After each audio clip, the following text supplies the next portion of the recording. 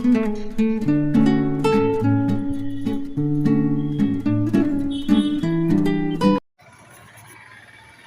നമസ്കാരം. VN ടൈംസിലേക്ക് എല്ലാവർക്കും സ്വാഗതം. ഇന്ന് നമ്മൾ തുടരും എന്ന ചിത്രത്തെ പറ്റിയിട്ടുള്ള ഒരു റിവ്യൂ ആണ്. തുടരും എന്ന ഈ ചിത്രം സംവിധാനം ചെയ്തിരിക്കുന്നത് തരുൺ മൂർത്തി എന്ന സംവിധായകനാണ്. തരുൺ മൂർത്തി മുന്നേ ചെയ്തിട്ടുള്ള ചിത്രം എന്ന് വെച്ച് കഴിഞ്ഞാൽ ഓപ്പറേഷൻ ജാവ. ചിത്രം എല്ലാവരും കണ്ടിരിക്കും. നല്ലൊരു ത്രില്ലറായിരുന്നു. നല്ലൊരു അത്യാവശ്യം വിജയമൊക്കെ നേടിയിട്ടുള്ളൊരു ചിത്രമായിരുന്നു. ഈ തരുൺ മൂർത്തിയുടെ സംവിധാനത്തിൻ്റെ രീതി എന്ന് പറഞ്ഞാൽ ഒരു റിയലിസ്റ്റിക് മോഡാണ് ആൾ ചെയ്യുന്നത്. അപ്പോൾ ഇവിടെയും അതേ രീതി തന്നെയാണ് ആൾ ചെയ്തിരിക്കുന്നത്. ഒരു സിനിമ കാണുമ്പോൾ തന്നെ അത് യാഥാർത്ഥ്യ സംഭവമായിട്ട് തന്നെ നമുക്കത് ഫീൽ ചെയ്യുന്ന രീതിയിൽ ഈ ചിത്രം ചെയ്തിട്ടുണ്ട്. ഈ ചിത്രം ദൃശ്യം എന്ന സിനിമയുടെ ഒരു സാമ്യത തോന്നുന്നുണ്ട്. ദൃശ്യത്തിലെ കഥാഘടനയും ഒക്കെ ഈ സിനിമയിലും നമുക്ക് ഫീൽ ചെയ്യുന്നുണ്ട്. പക്ഷേ അതിൻ്റെ കോപ്പിയല്ല, ഇതിൻ്റെ എക്സ്റ്റൻഷൻ രൂപമാണ് നമ്മൾ കാണുന്നത്. അതൊരു വേറെ രീതിയിൽ കഥ പറഞ്ഞിരിക്കുന്നു മാത്രം. ദൃശ്യത്തെക്കാളും നല്ല ത്രില്ലിംഗ് ആയിട്ട് തന്നെ ഈ പടം ചെയ്തിട്ടുണ്ട്. അപ്പോൾ നമ്മൾ ദൃശ്യം 3 വരണമെന്നൊക്കെ നമ്മൾ ഈ പടം കണ്ടു കഴിഞ്ഞാൽ നമുക്ക് തോന്നും ഇനിയിപ്പോൾ ദൃശ്യം 3 വന്നില്ലെങ്കിലും കുഴപ്പമില്ലാന്ന്. അത്ര നന്നായിട്ട് ഡീറ്റെയിൽഡായിട്ട് ഈ ചിത്രത്തിലെ കഥയൊക്കെ കൊണ്ടുപോയിട്ടുണ്ട്. നല്ല ലോജിക്കായിട്ട് പടം ചെയ്തിട്ടുണ്ട്.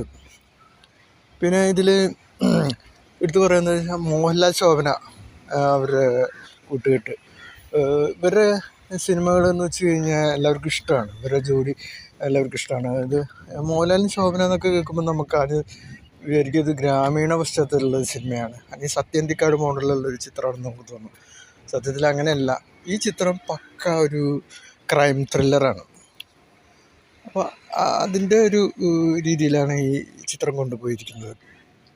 പിന്നെ ഈ ചിത്രത്തിൽ എടുത്തു പറയാനുള്ളത് വില്ലൻ്റെ പെർഫോമൻസാണ്. വില്ലനായിട്ട് അഭിനയിച്ച ഒരു നടനുണ്ട്, പ്രകാശ് വർമ്മ എന്ന് പറഞ്ഞിട്ടൊരു പുതിയ നടൻ. അദ്ദേഹം ഔട്ട്സ്റ്റാൻഡിങ് പെർഫോമൻസാണ് ഈ ചിത്രത്തിൽ ചെയ്തിരിക്കുന്നത്. ഇയാളുള്ളത് കൊണ്ട് തന്നെ ഈ ചിത്രം ഒരു തവണ കൂടി കാണണം എന്ന് നമുക്കൊരു തോന്നലുണ്ടാവും. അങ്ങനത്തെ ഒരു നല്ല പെർഫോമൻസാണ്. അപ്പോൾ പിന്നെ രാജു ഉണ്ട്, പഴയ നടൻ രാജു, അർഷാദ്, ഇവരൊക്കെ ഉണ്ട്. എല്ലാവരും നല്ല അഭിനയമാണ് കാഴ്ചവെച്ചിരിക്കുന്നത്.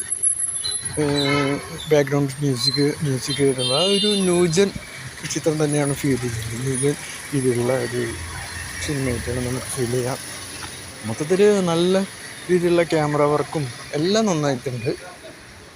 ഈ ചിത്രം തമിഴ് പശ്ചാത്തലമൊക്കെ കയറി വരുന്നുണ്ട്.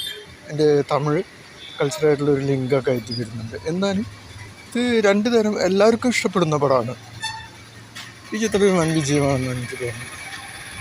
അങ്ങനെയുള്ള എല്ലാം ഈ ചിത്രത്തിൽ അവർ ഉണ്ടാക്കി വെച്ചിട്ടുണ്ട്. ഒരു റേറ്റിംഗ് കൊടുക്കുകയാണെങ്കിൽ 10ൽ 9 മാർക്കും ഈ ചിത്രത്തിന് കൊടുക്കാം.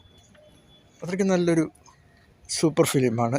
ഫാമിലിക്കും എല്ലാവർക്കും കാണാൻ പറ്റിയ നല്ലൊരു ത്രില്ലിംഗ് ഫിലിം.